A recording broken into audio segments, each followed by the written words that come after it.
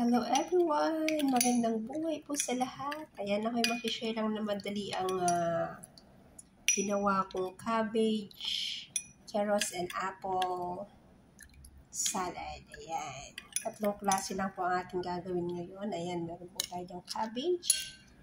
Ayan, very crunchy po yan. Hiniwa-hiwa ko lang into maliliit na peraso. Ayan.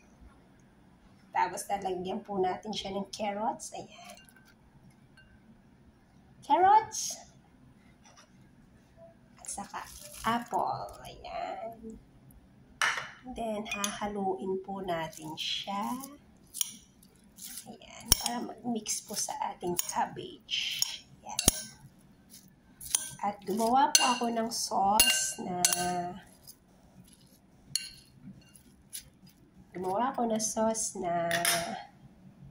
meron po tayo diyang sauce na vinegar, sesame seed, meron tayong chili dyan, at olive oil po yan, at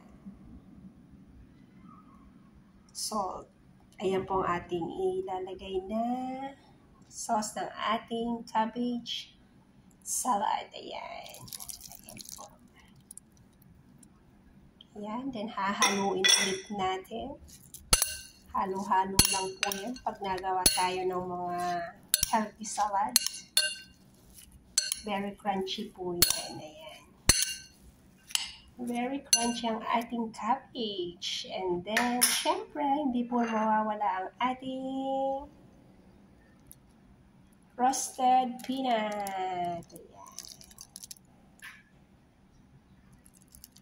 Ayan.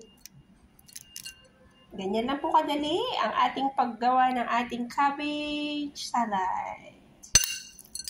Ayan. Maraming salamat everyone! Sana po is nakakashare ako sa inyo ng mga mabibilis at madaling gawin. Maraming salamat everyone at ingat-ingat po kayo lagi nasa mga naroon and stay happy and healthy all the time po. God bless everyone! Basta gawin nyo lang po lagi ang mga bagay na nakaka-happy po sa inyo sa araw-araw. Ingat-ingat everyone! At see you na lang po ulit sa aking next upload videos. Bye!